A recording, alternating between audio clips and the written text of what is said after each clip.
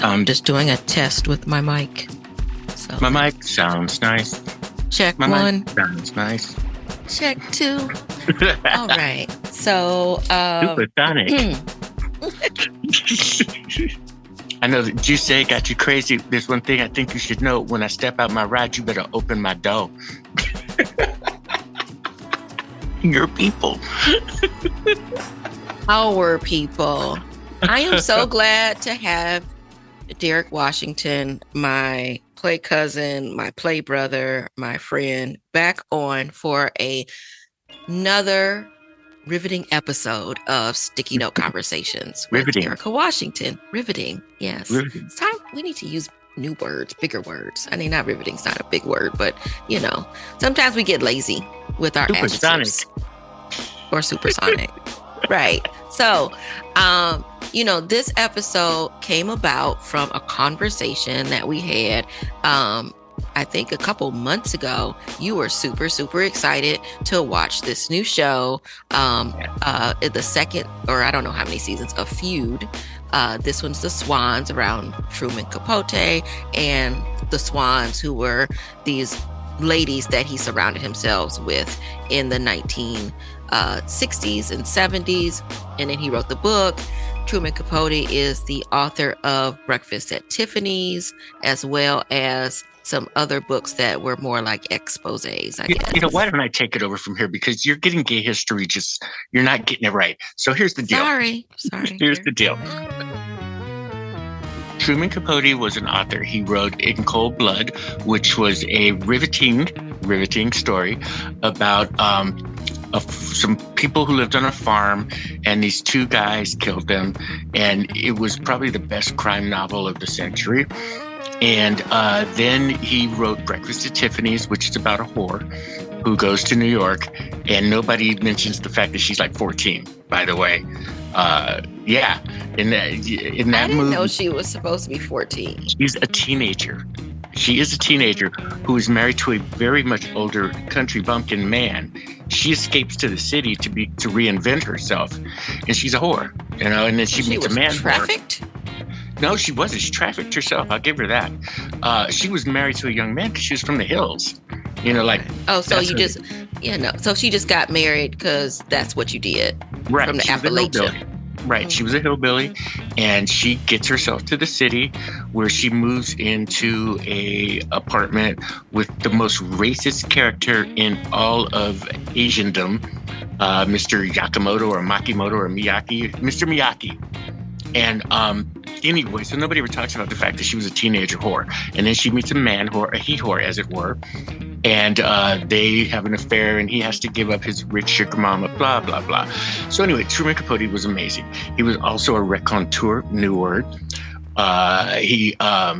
Would you like to define that new word? A word? raconteur is a person who is very rakish, very a man about town, someone who's known for wittiness and cleverness, and you always want him around at parties and things like that. And he's usually a drunk, which Truman was. Truman Capote peaked at like 20-something. Peaked hard. Peaked like, oh my God, like everybody in the country knew who he was. And he couldn't do it after that. He couldn't get his act together. He had the second novel or third novel, flaccidity. So I'm trying to use new words, like you just said. So, so he had gas. He couldn't have gas. That was the problem. If he had had gas, we wouldn't be here now. So anyway, he was very much a high society guy. He did this thing called the Black and White Ball, which all of society came to. It was like sort of a Gilded Age party in the 60s. Everyone was there anyone who was white. Then he was sort of at a creative lull, and he doesn't know what to write about. And he somehow meets this guy in a bathhouse who beats him up and then suggests that he writes about his friends, his social set, the Swans, who are all rich white women who are married to powerful men. And that's where it all falls apart, because when he puts an excerpt in Esquire magazine, they see it, they realize that he's writing about them, their truth, and they all shun him. The end. And that all could have been done in one episode of The Swans. And that is the point. So, as I was saying in my introduction before, apparently I was getting it wrong. Totally. You wanted to watch it because obviously, you were a fan of just Truman Capote, Messiness. and you're a fan of messiness, right? Yeah. And so the idea of them putting it on the screen with these actresses who I was excited about, I like Callista Flockhart and Demi Moore, Molly Ringwald, Chloe Sevigny. Chloe Sevigny. Sevigny. What a lovely last name. Diane Lane and Naomi Watts. I don't think much about Naomi Watts, but yeah, I was like, the rest of them. Going, which one is she? I know. I don't know her from other ladies, but the rest like of them. Get on that bus. Right. And so I'm like, yeah, I'll watch it. I'm a fan of period pieces, the 60s or what have you. And like the first 2 episodes, okay, cool. I see what's happening here. But then it just kept going on. And then there was another episode and it kept going on. And I'm like, what is this? And I'm texting you and you hadn't even started it yet. And I'm like, why am I watching this and you're not? Jesus was protecting me, I think. He was protecting my ideals. Here's the problem. The whole thing could have been done in 1 episode. This wasn't even a Lifetime movie. Secondly, there's a guy, and you will know him because he's a great influence on you, named Ross Hunter. Ross Hunter was a producer, and he produced women's films in the 50s. He produced Imitation of Life. So he did the Doris Day Rock Hudson movies. Mm-hmm. All of those movies are vibrant. The little telephone. Pillow Talk. Yes. Yeah. Love that movie. Sometimes you just prove to me you're not a gay man. It's the details, girl. Anyway. I'm sorry. I'm working on it. I know, baby. So you got me. So the problem is this. Ryan Murphy, who produces the Feud series, wants to be Ross Hunter. But Ross Hunter provides you with a cinematic oeuvre, new word. He provides you with color, with spectacular. This movie was flat. And it's because it's set in the 70s. And as the movie we're going to discuss later, the 70s were ugly, even for rich people. The gowns look like Stepford Wives. The color is flat. The mood is not well lit. If it weren't for the hair and the sets, it would be dull to watch. It's a dull experience. First of all, from a cinematic point of view, it's just dull. And Truman walking around all the time like, oh, I'm a drunk, and oh, you're gonna hit me, and oh, babe. That voice, my God. Yeah, and it was true. I remember his voice. It was true. It just, and it tried to do too much. It tried to put something from his life in every episode. Okay, fine. But then you got 49 other minutes of exposition and, looking out onto, don't bring dead people don't bring dreams into my story. I hate that, where you have to explain things through dream sequences. And it was just a horrible, horrible experience. Well, and I think for me, yes, to all of that. But the issue that I was really having is I also had no empathy for these people, like not past 1 episode. Yes, everyone has problems, even rich people. I don't know them well enough to understand their problems, but I know that they have them too. And that's fine. But however, 7, 8 episodes worth of rich people problems and woe is me, it was too much. And I could not feel sorry. And then it was just a lot of backstabbing and this one's sleeping with this one's husband and all of that. And you're supposed to be friends. And they were all so uptight and rigid that it made me wonder, how could you even be friends with each other? Were you actually friends, or did you just dine together and have, really long liquid lunches and then go home and decorate? Which there's nothing wrong with that as a lifestyle. However, I don't need to see 7, 8, 9, 20 hours of it. Come on now. On that subject, do rich people have like periods, like buckets of blood, like Carrie. One of the like things about the movie that it starts off basically It's a Babe mini Paley's series. whatever. It's a crap fest. So Babe Paley is the main swan. She's perfect. And she comes home early, and her husband is banging the wife of the New York governor, Happy Rockefeller. This is all true crap, by the way. Yeah. And she comes in and catches, well, while he's banging her after she's done, because she insists that she come over and do it at the house before Babe gets home. She knows Babe's on her way home. All of a sudden, he looks at his hand and it's drenched in blood. It's literally dripping. And he's like, "What is this?" And she looks at me, excuse me, he looks at him and she gives him this diatribe about, you nasty, blah, blah, blah, blah, blah. You just wanted to bank, blah, blah, blah, blah, blah. The governor's wife, blah, blah, blah, blah. So I paid you back. And we'll be able to get that out of those sheets anytime soon. And then Babe is standing at the doorway, looking at him on his hands and knees as Bill Paley, one of the richest men in the country, tries to scrub the floor of blood. As if. I actually I think I blocked that memory out because I watched the episode like when it first came out. And I was like, I don't know anything about a rich lady cycle. I don't know that it's any different than a poor lady cycle, but that would, to me, flag a trip to the gynecologist for the amount of bleeding that she had going on while then having sex. Yeah, because they did make it seem like he might have actually slit her throat. It was a crime scene. It was everywhere, and there was a puddle of it on the bed. Now, it was weird. Yeah, I don't know that part of the woman's anatomy. You know me, I'm a homosexual, but my God, even I was like, now you know why. Shoot, there's no chance of me being switched, because if that's an issue, hell, it was so stupid. The fact that he didn't notice, so that also says something else. I'm sorry. How were you all over the place? Y'all were apparently, looks like this was a traveling session that you went from the floor to the bed to over here to over there. And sir, you didn't notice what's happening? Right, because you nasty. That shows me that you nasty or just completely self-absorbed. I would have noticed. If there's a gay equivalent, I'm not going to go into it, and we notice. We're not going to go into it. So go ahead. Well, the movie was it was stuff like that just bugged me.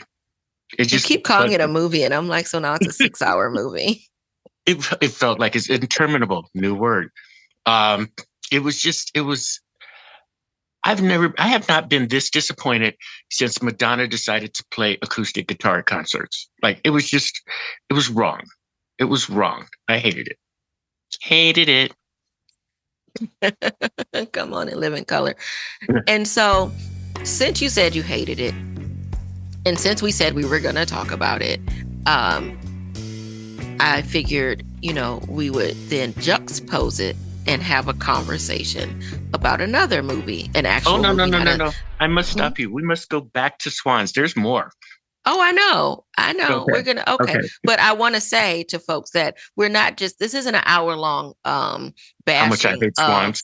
Of how much Derek hates swans, and me joining along, because as I know you actually could talk for an hour about that, but juxtaposing that life, the life of these women, and the movie Claudine with Diane Carroll, James Earl Jones, and a bunch of bad children. Tamu plays the girl, the oldest daughter. Oh, the sassy one. Yeah, that's what we can talk about. Yeah, I want to talk about a scene from that too. We'll put a pin in that. But yeah, so thinking about this is basically the same time in the same city. They are in the exact same city. Yep. And so at the exact same time that these true things were happening, right?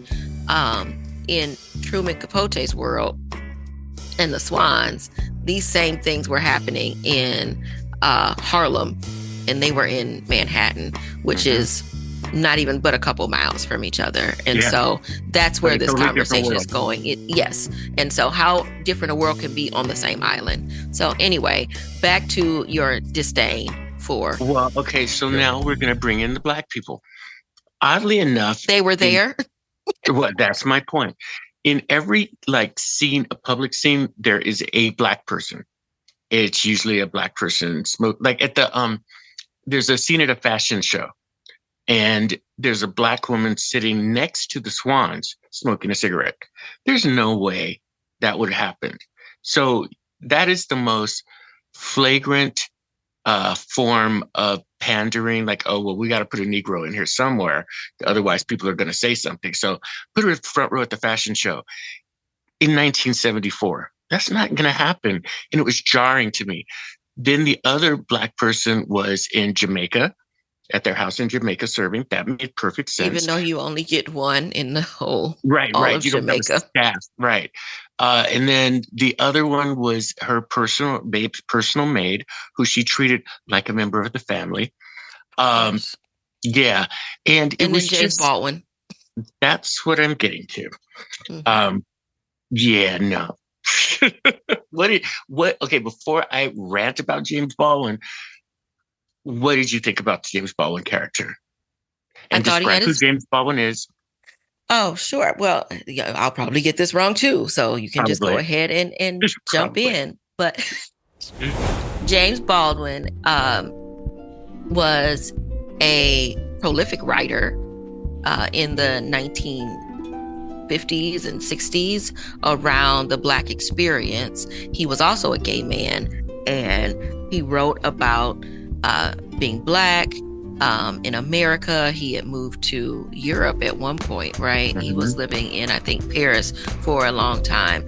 And he had a real struggle back and forth with his identity, both being a gay man and being a Black man in America. And I've watched quite a few of his debates and conversations on YouTube because, I didn't have the privilege of ever actually being able to be in a space with him. But that's like one of the things that people say, if you could have dinner with somebody, James Baldwin would probably be that person. And he was good friends with Malcolm X, I think, as well. And he was just overall a really interesting person. And I have a couple of his books. I've got like 3 or 4 of his books.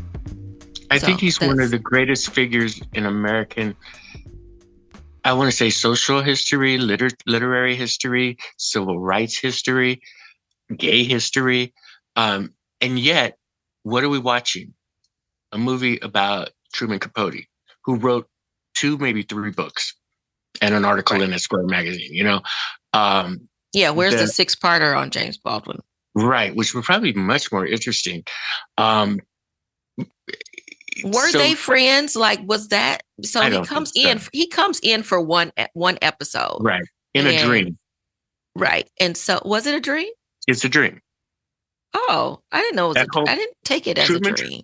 Truman tries to kill himself, right? And while he's laying there dying, but because his body is so like cirrhosified, those pills don't even affect him. They just put him to sleep.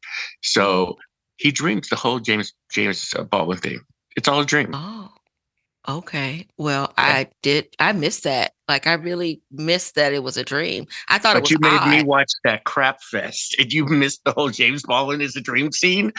Because he was the whole episode. So I'm like, so he came in and he was like, you're killing yourself. What are you doing? You should be writing your book. And then they go to dinner or to lunch. And I guess now thinking about it, yes, because also James Baldwin going to have lunch there probably was less likely to happen. Even James Baldwin, as who he was, he probably wouldn't have been welcome there to eat. He would not have been welcome. So they all went to the Côte Basque, which was a famous New York restaurant at the time.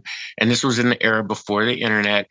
Paparazzi would stand outside the restaurant and take pictures of these women for WWD, Women's Wear Daily magazine.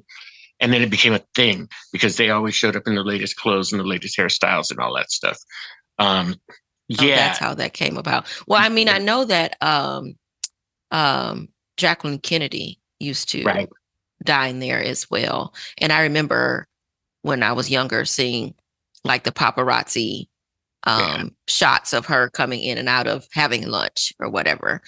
But yeah, I didn't realize it was a dream, which now, yes, you say it makes sense, which makes it all the more whack, I guess. So, right. So It that's was how just you that. That's included the a only way we Negro. get a black people into Mm-hmm. the scenario is to do it in a dream. And for me, in my opinion, because people have said the same thing about like Sex in the City, like the original Sex in the Yeah. City, that there weren't any black people in it. And then a couple seasons in, they had a couple black folks here and there, and it never made sense. And Didn't to Blair me, Underwood come in as a stunt Negro at some point? Who was the black guy who's had an affair with someone white? well, he didn't have an affair. Miranda was dating him. Okay. He was a sports doctor, and he moved into her building. He and she was on the co-op board, and so she was really attracted to him. And they had a little relationship, and he bought her that "I love you" cookie, but she was still in love with Steve, and that's how her and Right. Steve got back together. So there was that, but then also Samantha dated a black dude for like one episode, and then she dressed in like this real hip hopish sort of way, and Yes. then she went to go have dinner at um the restaurant of the guy she was dating, his sister, and she was like, my mom is not going to allow him to bring home no white lady. And Samantha was all, Yeah. and it was just Offended like, for her okay, girl, whiteness. right, okay, but you're walking around looking how you looking. So, Right. but for me, my point is that I'd rather watch something without black people in it if it does not make sense. If it's authentic, yeah. Don't insert black people where it doesn't make sense just to try to, for diversity's sake, because it is very likely that those white ladies didn't have any black friends on Sex in the City. And that's fine. You don't have any? Cool. I know a lot of people who don't have other people friends, Yeah. and it's just the way that it is. We don't need to insert one just for color. It doesn't make sense. It Well, was always strange that, I don't have any regular, well, no, I have one regular white friend, like a recurring well, character. I mean, yeah, there are people who have other. Yes, I have white friends. Let me say that on the radio. I I have have a white white friend. friends. I understand your struggle. Right. I have some Asian friends. I have some Latino, but when you think about, but my life is my life. And so I don't expect everybody to like congregate around different people in different ways just because. And if you don't, you don't. The same way we're on a black show and you have, a bunch of black ladies who are friends, you don't have to throw a white girl in there. They don't hardly ever do that. So we don't have to do that. Anyway, I say that all to say if it's not true and it doesn't make sense, don't do it for diversity's sake. And that's what it felt like in this show, that they were just trying to say, well, someone's going to flag us if we don't bring in a black person in some way. So let's bring in James Baldwin. But let's not talk about James Baldwin as a person and all of his accomplishments, which, as you said, which so much more. He was just, he was the magical Negro. Right. That is what the problem was. You brought him in to give yourself I think he was brought in to give Truman some sense of conscience. And Truman didn't have any conscience, and that's okay. That was Truman Capote. James Baldwin was all conscience, So yeah, he was the magical Negro to show white people, I don't know what, because it didn't really work, did it? No, it didn't work at all. And it was like sort of Truman understanding through James Baldwin's magical eyes that white women, like his friends, they weren't real because they would never associate with a Negro, a colored person. Well, duh. He's like, yeah, I guess there is some slight racism. He says something like that. Yeah. It's not really said, but there's also slight homophobia because they use the F word. In a very appropriate way. Excuse me. I thought the F word. Well, what you're talking about, it was between two. Well, I'm not going to say the word. The F word. Mm-hmm. The slur, the gay slur that people will use that we are not using on the radio. If you wouldn't get canceled, I would use it and claim the gay card. But there's a woman. I mean, we probably just bleep it out, but I still think that then that's false. So we're not going to do it. I'd rather not. So Ann Woodward is one of the swans, and she's sort of like a black swan, for lack of a better word, because she's not a part of the group. She's a part of the social circle. And she was this trashy thing from like someplace on the wrong side of the tracks. She married a guy. She got rid of him, and then she scored. She married like an American scion, new word. And basically, she shot him because he was going to divorce her, but she said it was a burglar.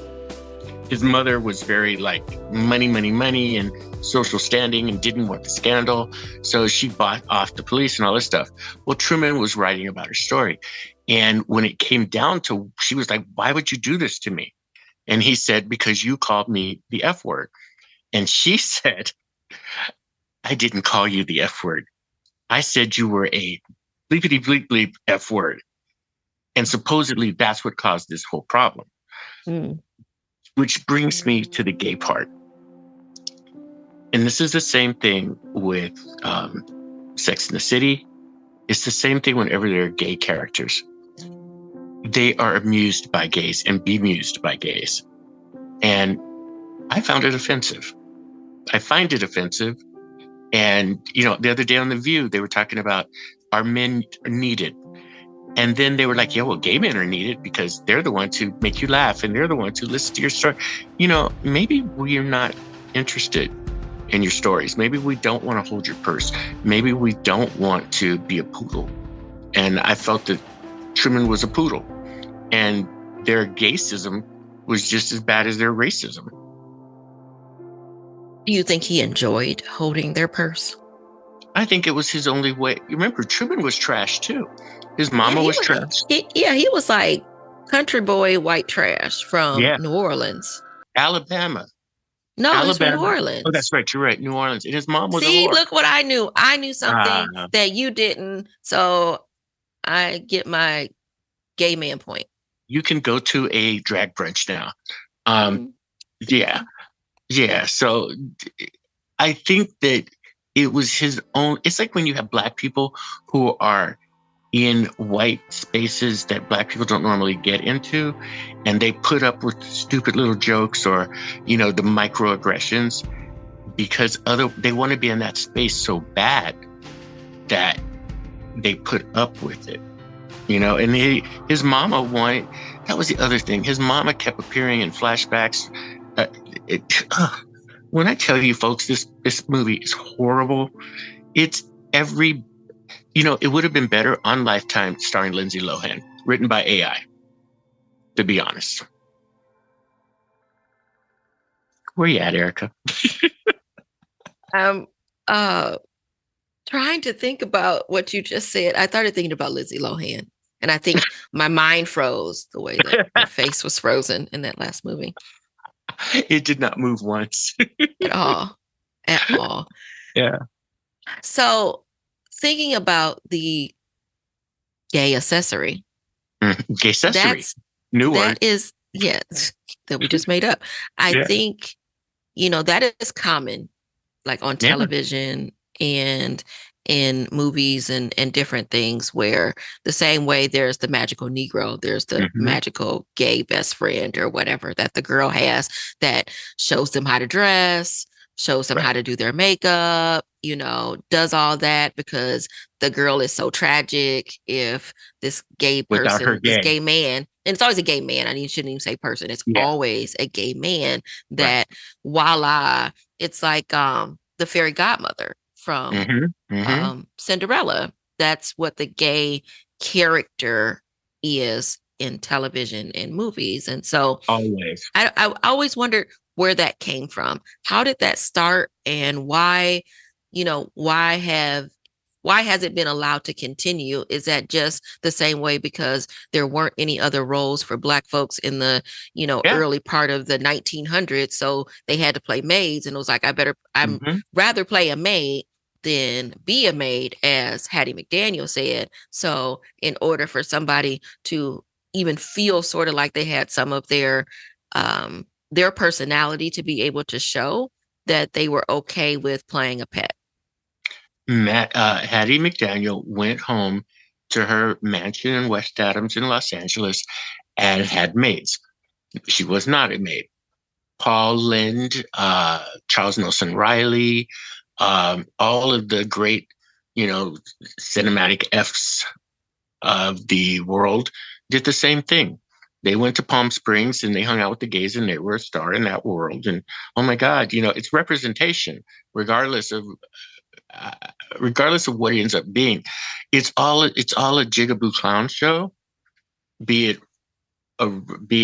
it's always the comic relief. The black maid is meant to be the strong Earth Mother, the new mammy, um, and the gay is comic relief. It's like the chauffeur. Okay, if there's a movie back from the day and they have black maids still, there's a black chauffeur, and the black chauffeur is always the comic relief, always, and he's still in a subservient position, just like the gays are in subservient positions in everything. Sex in the City and Just Like That are probably the worst. They have that awful character, Anthony. And Oh, you do whenever hate him so much. I I like hate Mark him, Cantone. Is that his name, I Mark can't Cantone? stand him. I can't stand. He is a he's as what do we call black people who do? What do we call them? Coons. He's a gay coon in the sense that he his whole career is based on I'm the gay, I'm the F word. And it's just annoying to be portrayed like that. My people, my gays, my tribe. Um, and whenever the girls talk to him, the minute he starts talking about sex, they visually get grossed out. Whereas they talk about everything under the earth, but Mhm. they visually get grossed out every time Anthony talks about gay sex. In You this pointed movie, that out to me, and I had never noticed until you pointed out to me. And then I was glad that you pointed it out because it didn't cross my mind because I just thought he was funny. Him and um Samson. No, what was his Stanford, name? Stanford, Sanford. Yeah. Stanford had more dignity and Mhm. more. He was real. He was tragic. He was funny. He was real. Whereas this guy is he's a walking, talking stereotype. Stanford was also straight in real life too, which I'm just saying, man, it made a difference. In Swans, there's no way No, any he of them. wasn't. It was. He had a wife and No, he everything. was. He had a wife. I swear to you. I swear to you. Okay, now you can't Uh-uh. go to That's a brunch. uh-uh. You just Oh, got we'll your brunch. fact check this. Oh, Yeah, now I just lost it. Wow. yeah. It doesn't take much. You got to be on your I, game. so speaking of on my game, switching a Mhm. little bit, in the show, they mentioned something about inviting Bianca Jagger, and then somebody else saying, "Oh no, we can't invite her." Da da da da da. And so I had to look her up, like I knew who she was. Badass. Well, no, I knew who she was, but I didn't understand the shade. And Mhm. so, and it was because I didn't realize that she wasn't white. And No, so I thought she was a white lady, and realizing she was Nicaraguan. right. But of And the so, highest born, of the highest caste of Nicaraguans. okay, well, Yeah, she was brown, yeah, apparently. yeah. Apparently, she tans too dark. And I didn't know that because I never did any research on her. I just knew that was Mick Jagger's wife at one point. And so they were so shady about that. And I was just like, well, dang, like, you don't like nobody. Exactly. It And was very she was, waspy. well, she was, also that period was a changing time. They were that the black and white ball was them. Bianca Jagger was mystique. She was, flying on private planes, not little jets. She was on planes. She was first class of cafe of the new society. You know, Mm. to like put it towards like a Gilded Age comparison, she was the Russells as opposed to the Van Ryns. She was new, she was exciting, and she was brown. But I mean, when Bianca Jagger was in the highest echelon of Nicaraguan society, which of course they looked down on. Why? Because she was brown. So I understand that, but what I don't understand is why include it. You know, Maybe because she's still alive and none of them aren't. I don't but know. it goes back to that tokenism that this thing is just guilty of, deserves a life sentence for. They dropped her in. The only people who would even know to care about who she is are people like me who were Mhm. from that period, or someone like you who is, gay adjacent. Like, but in general, that's not something that you had to drop in there for interest. It just isn't. And the Joanna Carson scenes, for instance, every time they go to California, it's like, what is this bizarre version of California you keep put? There's so many things wrong with this that I have a hard time finding anything right other than the sets. I think the sets are gorgeous, but they're Mhm. filmed in flat colors, so it doesn't matter. There wasn't enough Molly Ringwald. Yeah, yeah, I was and Demi expecting Moore as more. well. Demi Moore was great Yeah. as Anna Woodward, but she's got like no time on screen. They didn't like her, right? That was the one they didn't like. Yeah, she was trash. She was trash. They Right. knew she was trash, but they decided to close ranks when she killed herself. And folks, if you think that we're giving away too many plot points, great. You know what? Thank me for it, because honestly, there's no reason to watch this crap No fest. one wants to sit through this many hours. Be thankful. Yeah. This is a public service. Yeah, it is. Let's move on, Erica. I know it's your show, but I've only got so much bile in me. Yeah, and I don't have any. I took my gallbladder out a year ago. Oh, that's Um, right. You can drink now, though, huh? yes, I can drink now. Erica went through a period where she couldn't drink. I didn't know if I could survive it. You did all right though. We made it through. We made it through. We made We it made it through. through the The next rain. episode that we do together, we'll do it with cocktails. Oh, let's. I'm That'll be infusing fun. vodka right now. Okay. With what? Berries and sugar. Oh yeah. What kind of berries? There's raspberries, blueberries, dingleberries. No, there's all sorts of berries. Do you know what a Okay. That's dingleberry is? okay. Yeah. Okay. Moving on. Moving on. Okay, moving on. Claudine. So, Claudine, this movie came out in 1974. Mm-hmm. 1974, and it was starring Diane Carroll and James Earl Jones.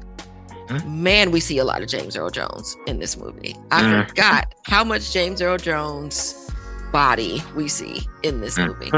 And seeing him as a young man is always fun to me, even though he still looks like an old man, but a young old man. But I if I was doing a review of this movie, I struggle with saying I love this movie, but I love this movie.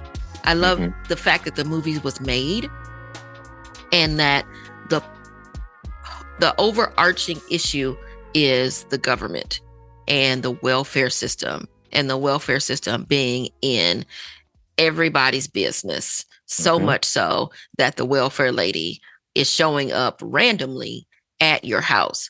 Not an appointment, just only thing is the kids see this lady coming. I don't know how they see this lady coming, but they always see her coming. And they're like, the welfare lady.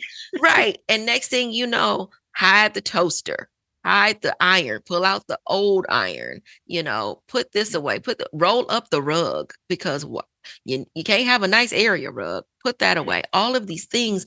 And it showcases, the plight of the poor family, and this particularly the Black family, but I'm assuming this also happened to other people who were not Black. But for the majority, Black families were so fractured because it was like against the rules to have a man in the house. Or if the man came into the house, what did he bring you? We need to deduct this from, your assets or your earnings or what have you, to say that he brought you a lamp or he brought any food into the house, or if he paid a bill, anything like that. And so, the majority of the movie, they bring up just this fact. And yet at the same time, it's supposed to be a love story of sorts. But one thing I did notice, they actually never say, I love you in this movie. I never heard him say, I love you, nor did he actually propose to her. Yet the things happened, and it made me think about like my grandparents and stuff, and how I didn't see a lot of affection in that way, but I'm assuming some of it was there, right? But it was not outwardly shown in a way that we would say that we need or recognize today. I just found that to be very interesting. it's funny because you brought up a few things that I hadn't really noticed, but the things you brought up are why I had trouble with the movie. I've seen Claudine several times. I've been on this kick to show it to the community for years now, trying to get a Yes. screening. And we will show a screening of Claudine. I am saying it out loud. We will do it this year. Okay. So, but it's funny, when I rewatched it, I realized it was the first time I watched it woke, for lack of a better term, because I actually got angry at the movie. It's a great movie. It really is. But again, it's the exact same period as the Swans. Claudine is a maid, and she's on the bus with all these other maids, and it reminded me. Remember, I'm older than you. I remember the period, and I remember when I was a little kid, which is a little bit earlier than this movie. I remember that all of the Black women in my experience were maids. The only one who wasn't was my mother, because she worked downtown at the Conrad Hilton. And that was a big thing. And the only Black people, we had a family that we lived in a townhouse, and the townhouse right behind us was my best friend, Julian Bishop, and his family, Jesse and Geneva Bishop. And Geneva was a stay-at-home housewife. She had a country squire station wagon. They were and Jesse went to work with a briefcase. They were the only Black family that I knew that had that lifestyle. He was the only Black man I knew that had a briefcase, an attaché case. And watching the movie reminded me of it. And it reminded me of just how awful that period was for Black people. It was awful. And it really bugged me, because welfare is yet another thing to separate and break up Black families. And you had to think of it much like in slavery. You had to think of ways to destroy Black families and to make sure that Black men weren't around. And welfare it really is designed to kill Black families. And in that movie, it's obvious. And you say, well, I'm sure poor families, white families were going through the same thing. Actually, not really, because those poor white families were in the rural South and stuff. That's a whole other struggle. It's not the same thing.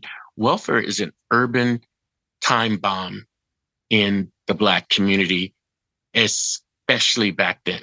It just, and I'm not saying welfare shouldn't exist, because we all need help. What I am saying, though, is it's pernicious in that it is designed to make sure that there is no Black man in the house. It is designed to keep you dependent on the state. It is designed to keep communities down, to make sure that there's always a subservient class. And the only thing that really keeps, how do you put this? That's how the system kept Black people down until they found Mexicans, basically, to replace the lower class with an even lower class. And the movie upsets me. The movie really upsets me, because I remember that period. And it was not, people talk about, oh, blah, blah, blah, blah, blah, the good old days. The 70s were not the first half of the 70s were not the good old days for Black people. Some people said that in the comments, because I watched this on YouTube. And so looking at the comments, there were some people are like, this was when, Black people, this was unity, and, very waxing poetic for, the past, we should go back to the 70s. I'm like, did you watch the same movie as I did? Right. Right. There were things about it that certainly there were different senses of unity at different points in time. Even during segregation, people have made the argument that we were more unified because we had no choice but to live together. Right. That doesn't mean that we want to live in a segregated society. We just want to figure out a way to function around other people, but still have unity in our communities. But, for me, the movie, all of that you said, yes. Welfare, the system was not meant to just be that helping hand when people were, at their low point when they didn't have a job, or they couldn't afford food or what have you. It wasn't just that. It was also to then be so super nosy, because the lady says, the welfare lady in the movie says, well, we don't go in the bathrooms now and check for razors in the cabinet, so it's not as as it used to be. We're just Thank you, trying to Martha. help. Right. And it's just like, why was that ever a thing in the first place? And so it made me think about, as I was watching this movie, and like you, it made me mad, I think, for different reasons, because I'm trying to follow James Earl Jones's character and his struggle with, he sees this lady, good looking woman, and I want to take you out and all of that. And he talks about taking her out and fine dining her and all of that. And he's driving this nice car, whatever it was. I know you know what kind of car it was. I Um, forgot. it was some sort of convertible. Yeah. And so, and then he comes over and she's got all these kids, and he's like, well, just come back to my house and take a bath and then we'll go out. And so it makes me wonder if he was ever actually going to take her to that really nice restaurant, because they actually never go to a really nice Mm. restaurant. Like that night, I understand she fell asleep in the bathtub because she was so tired. And he's like, we'll order in some chicken. We'll order some chicken and then we're going to smash, because that's Yeah. basically, what happened. And that love scene was not something I ever needed to see actually in my whole entire life. I Yeah. When I really think didn't. sex, I just don't think James Earl Jones. No, and his eyes were like wide open, and he's kissing her, and the way he would look like he was about to swallow her whole face, and I was just like, okay, I feel too. I don't feel old enough to watch this. I'm gonna move past this part, but you can tell that he likes her a lot. Again, he never says he loves her, I but never noticed that before. Yeah. and even when she talks about love, because one of her children, she says, you know my daughter asked if I loved you, and I told her, I didn't tell her that I loved you. And so that was kind of how they talked about love, but they didn't talk about love. And then she says, love is a man, I'm gonna get it wrong, but the gist of it was, she said, love is a man coming over and bringing you groceries, not a man coming over just to eat your groceries. And Which has, that's yeah. how she defined love. And even when they decided to get married and all of that, like looking at Diane Carroll's face, like she wasn't smiling or anything, like she wanted to marry this man. She wanted to marry him. I assume But she loved him. I was going to say, was it love or having a man bring groceries? Right, right. And then the fact that he accepted all her children, and her children had accepted him. And that was a heartbreaking part when he doesn't show up for the Father's Day party, like, because he's all in his feelings with this struggle, because now that he has opened himself up to the welfare office because he wants to be with this woman, now that he gets found out by his other baby mamas, that he's behind on his child support, so they start garnishing more of his wages, and so he is mad about that. And then he's like, well, I'm gonna leave, or I'm gonna go here, I'm gonna get a job under the table. And next thing you know, he sort of disappears. He doesn't go to work. He packs up his apartment, and then he's just like somewhere getting drunk somewhere, which I to this day do not understand that sequence of events. And now she's looking for him, the kids are looking for him, and then the older son finds him, and it's like, I told you, for every tear that my mama drops, that's a pint of your blood. And so he starts fighting him a little bit, and then they hug, and that was a moment. And I think that little moment was needed, because that young man, the oldest son, I wanted to kick his butt, the way he They were talked to so, his yeah. mama. Yeah. The kids were But so angry. no, no, oh, them kids was bad. Yeah. Oh, them Yeah. kids was bad. But it was this thing of James Earl Jones being, just because I never really get what his name is in the Simpson X is what he called himself to the welfare lady. But either way, they he can't express himself. Like, and he breaks it down a little bit at the end. Like, it takes a lot to be a daddy. It takes a lot to be a man and be a husband and be in the house, and you're supposed to bring home the bacon. And if you don't have it to bring home, then you shouldn't come home, is how he looked at it. And so you just sort of up and disappear and not come home because you didn't have nothing to bring. And I'm like, how is that okay too? Like Well, that also is like, what is that what is that thinking?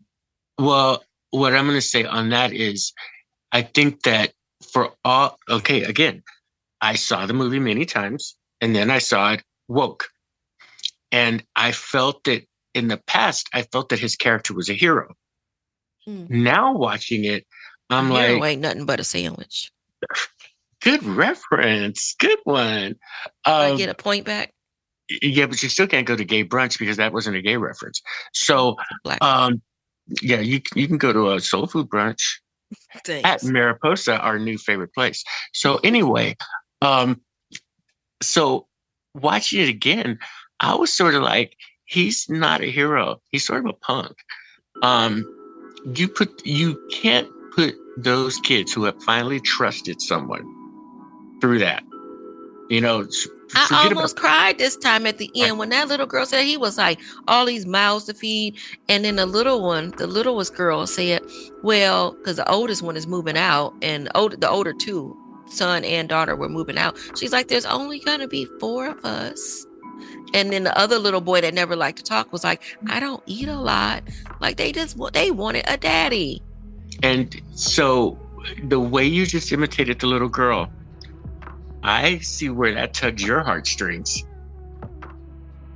I Think mean, about yeah. it. Yeah, because that reminds me, the way you just spoke of her reminds me of your youngest. You know, Oh, really? like, yeah. You just went totally into little girl mode with about your youngest. Yeah, the again, watching it as a different type of adult, it really upset me. The movie is of a period of time that is just not a good period of time for Black people. And, you know, people can be like, oh, yeah, we used to have barbecues out at the park. Yeah. And your mama was a maid, not happy about it. Your daddy had to be either at the post office. God knows if he got a job at the post office. That was the height of all Blackness. You didn't have any opportunities outside of your neighborhood. Your neighborhood was neglected. You lived in a 4th-story walk-up in a bad part of town, and you put up with it. Your parents put up with it. Your grandparents put up with it. That was not some great period in American Black history. And seeing it, it was so real. And seeing it it somewhat depressed me. Well, the part when the oldest daughter, when Diane Carroll finds out her daughter is pregnant. Yeah.